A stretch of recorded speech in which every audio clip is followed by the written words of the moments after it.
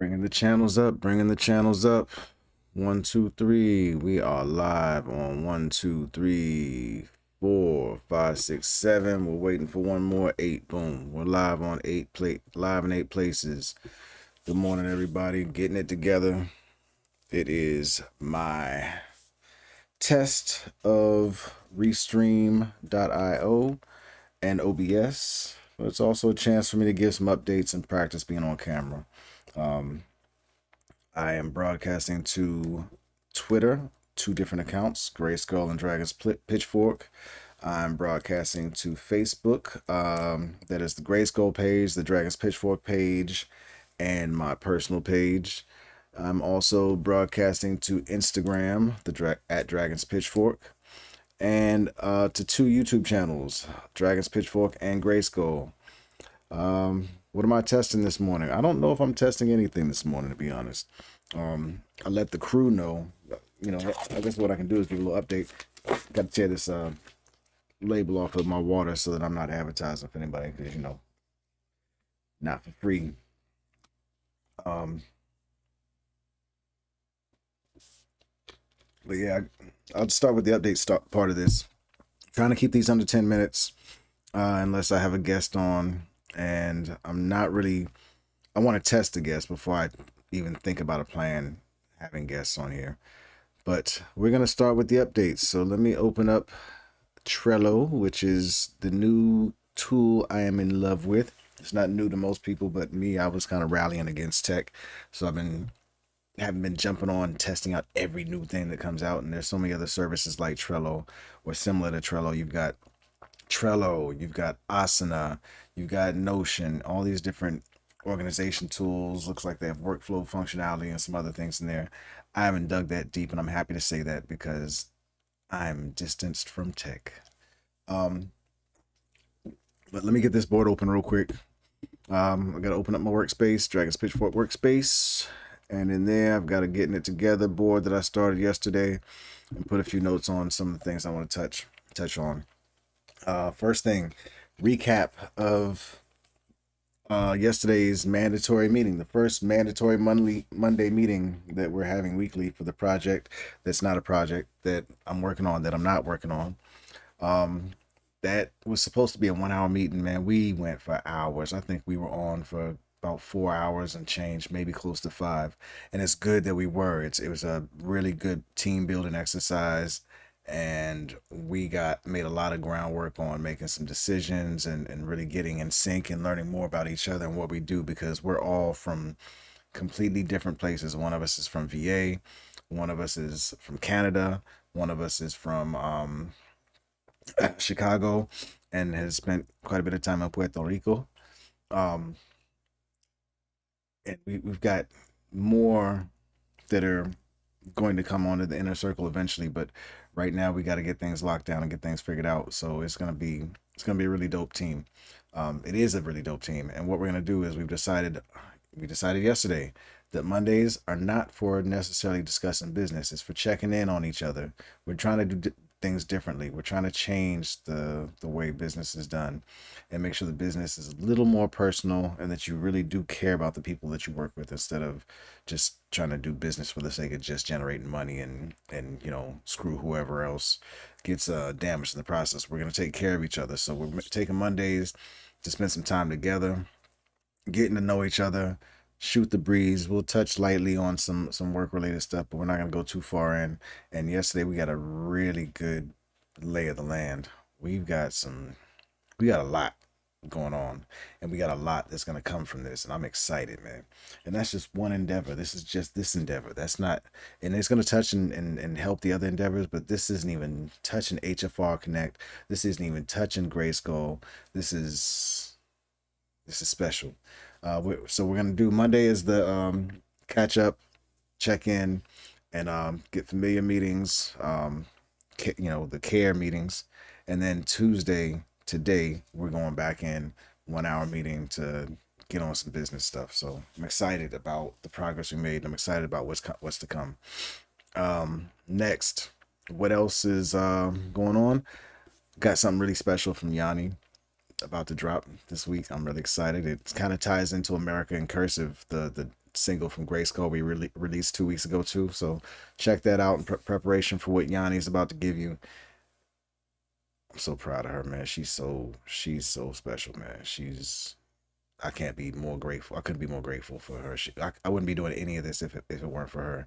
So I'm excited to see her about to share something new and different with you guys.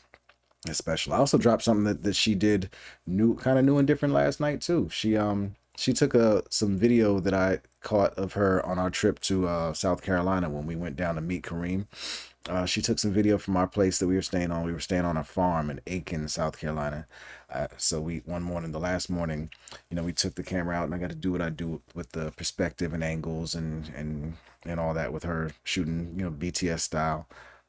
She took that video and edited it into a dope little visual using one of my instrumentals that I thought nobody else really messed with. It's called Dead Digital. So check out the Dead Digital edit by Yanni that we uploaded yesterday. It's on my TikTok at Dragons Pitchfork. Where else did I upload it? I might have uploaded it everywhere. I know it's on Instagram, but Instagram it's horizontal instead of landscape, so you don't get a full size screen. But look at the things she did with the special stuff she did with the filters and some of her edits, and it's just really interesting in seeing through her eyes. It's really special to me seeing how things look through her eyes. What else do we have? Sidetrack. Sorry about that. I think we already talked about how we took Zen to the dog park Sunday and got some time in that cold. It was beautiful though. It was fun. He got to play with one friend. There was only one friend there, Sandy, that day, and they played the whole time. Zen got super excited, and I was really happy to see how well behaved he was. He was doing pretty good. When they get into tumbling around on the ground, that if I call him, he'd ease up and come back. So great progress with him, man. Love that dog for life, man. He's the best. NFT backstories. Update on NFT backstories. I'm hoping we're gonna do an episode this week. We're doing, I've done the pilot. We did the pilot live in Florida. We shot that with Yanni and Alia, her muse, and it was focused on Yanni's Genesis NFT. nml.hfrconnect.com or nml.loveyolandamarie.com if you want to see her Genesis NFTs. They're dope photos, really abstract in my opinion, and creative, artsy photos. This is art. We're not just taking pictures. These are actual photos. And she did this before we met, so it's not even a we. This is all her. But really dope. Episode 1 was live and in person, and we want to do more live and in person, but we understand we got to build the community. We got to build up the funding to make sure that we can pay to go see people in there where they are and shoot and film them. So we're gonna do some online now. We're gonna do some Zoom interviews and get familiar with people and their projects through that, and we may be renaming the series, and also we're having a torch passing. Yanni is doing so many things right now that I think she doesn't have to be involved in this. So we're going to have a passing of the torch coming, and I'll tell you, you'll learn about that when this happens. We have our first guest scheduled or chosen. We've talked to him. We just have to pick the day and time and possibly promote. One other thing we're doing is we're doing them live.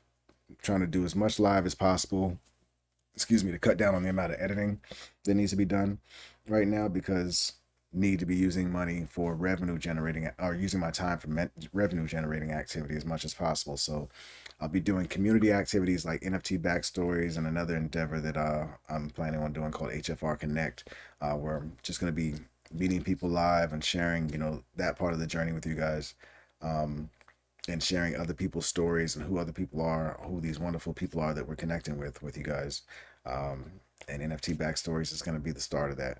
We've got 2 co-hosts. I'll tell you that this much. There will be 2 co-hosts with the host of this show, and I'm excited, man.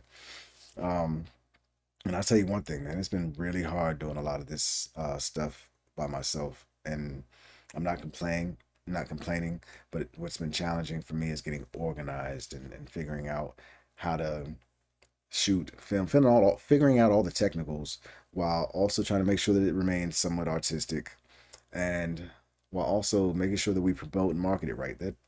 shit is hard, and I'm doing a lot of that on my own, but also so is Yanni. So we're looking at ways to synergize, and that we're really going to be needing some help.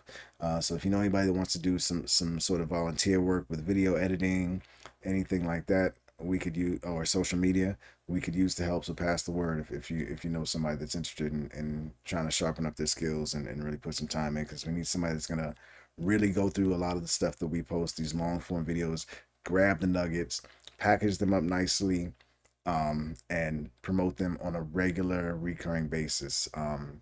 You know, without, just the consistency is the key. So make sure that it's done consistently. Make sure that the work is quality, and making sure that you're just on it, on it, on it. The rewards will come, and we will find. We may not be able to pay right now, but we are looking for ways to make sure that we can get people paid. I'm focused on learning how to and putting together, documenting what we're doing, what we're planning, and learning how to package that up into grant applications. Yanni's already submitting grant applications, and we're putting together our packages of services that we'll be advertising on our websites to generate revenue. There'll be some photo shoot services. There's a new service that I'm excited about, for a domain name I bought years ago, a year or two ago, and have just been itching to get to this. It's a thing called microfilm.me. We're going to push the microfilm.me. That's personal bio services and short form documentary or micro documentary services. I think we can really help people tell stories about themselves and about the things that they're doing or the things they've done, and in really creative, interesting, and fun ways. So that's one service we'll be offering. Yanni's looking to do self love photo shoots, which are really dope because that's what she's really great at. She's excellent at helping people see the beauty in themselves. Beauty that they may not have recognized before. I mean, shit, she got me on camera, and I hated being on camera, but she's helped me find ways to get more comfortable and cringe much less when I see myself on cameras.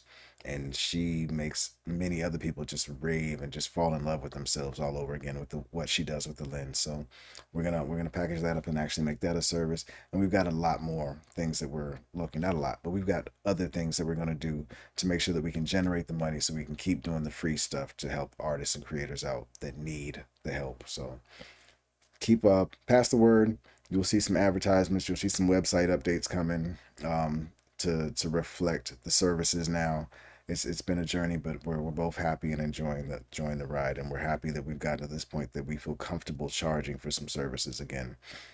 Me charging for creative services for the first time, actually, other than the couple beats I sold in the past that made me feel icky.